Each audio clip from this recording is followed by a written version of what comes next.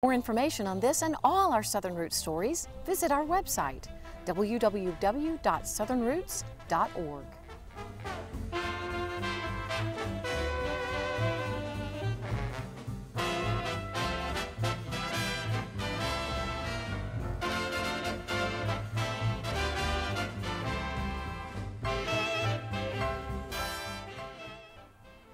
If you grew up in the Memphis area, you remember Al's Golfdom and Al's Golfhaven.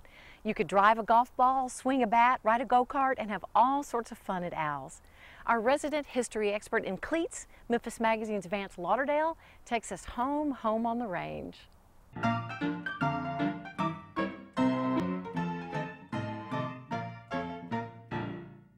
Do I really need to mention the Lauderdale family's dominance in sports?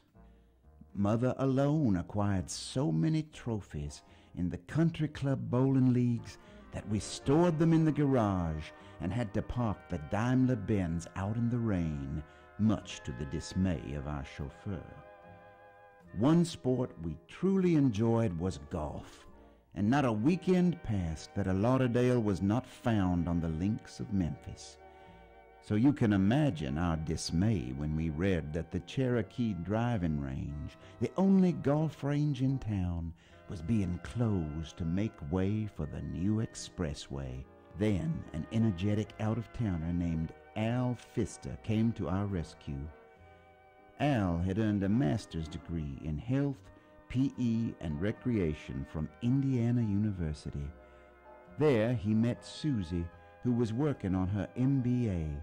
Al and Susie moved here in 1960 and bought a big cotton field on South Perkins Road, just outside the city limits. And there they opened Al's Golfdom, the only driving range in the city.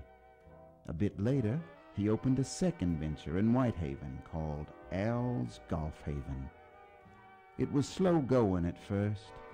Susie told me, we weren't just operating on a shoestring, more like half a shoestring. But not for long.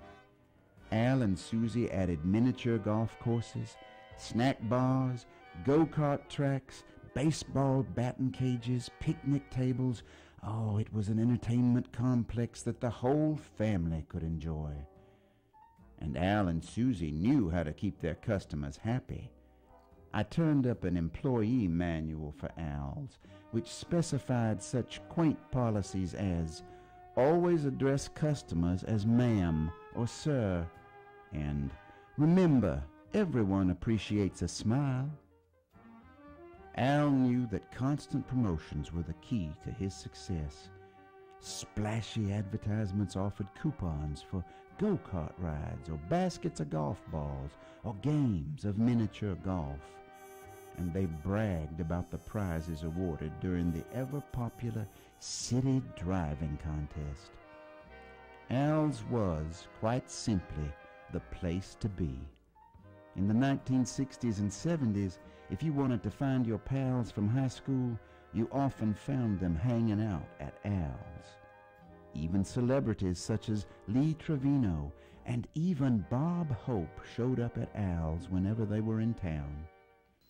It's that season again. Time to gather the family and friends and come out to Al's Golfhaven. We feature 2 18-hole miniature golf courses, 4 ping pong tables, the only open field batting range with various ball speed, and a slow and fast pitch softball range. You'll find a 60-tee golf driving range at Al's, as well as a 328-foot Bermuda grass putting green and sand trap.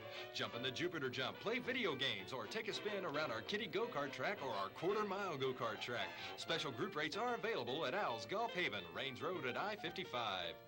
At one point, Al bought a tractor with a device that automatically swept up the golf balls, and everyone remembers how fun it was to bang a golf ball off the wire cage that protected that poor driver.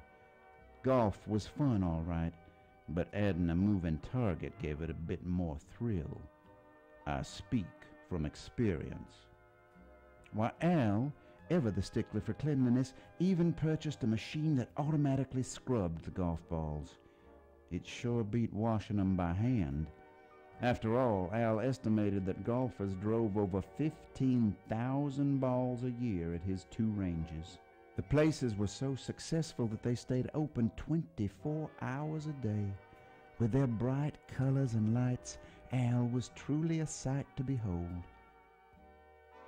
After Interstate 240 cut just north of Al's Golfdom, bringing them even more business, Susie told me how exciting it was to come over that expressway bridge at night. Just like a dream come true, she said. Now, you'd think a place like Al's wouldn't be popular when the weather turned cold, but you'd be wrong. Al's devoted following kept the place hopping year-round, and in the winter Al even sold Christmas trees from his parking lots. He called it Al's Christmas Forest. But all good things come to an end. Al's Golfdom closed in 1973. The land was sold to developers who put American Way through there, and the driving range eventually became the site of the Mall of Memphis. Al's Golfhaven lasted for more than 20 more years. It finally closed in 1995, and a school now stands on the site. Is there anyone who doesn't remember Al's Golfdom or Al's Golfhaven? I doubt it. They created a lot of fond memories for Memphians. And for those good times, we owe a debt of thanks to Al and Susie Pfister, who began searching for a new life 60 years ago and found it in Memphis. I have to confess, however, that there is one particular feature of Al's Golfdom that I won't miss. On the last hole of the miniature golf range, you won a free game by hitting your ball into a special hole. I rarely accomplished that, and, well, let's just say that, like most Lauderdales, I was a mighty sore loser. That's it for this edition of Southern Roots. Thank you so much for joining us. All of us at WKNO wish you and your loved ones a safe and happy holiday season and a wonderful new year.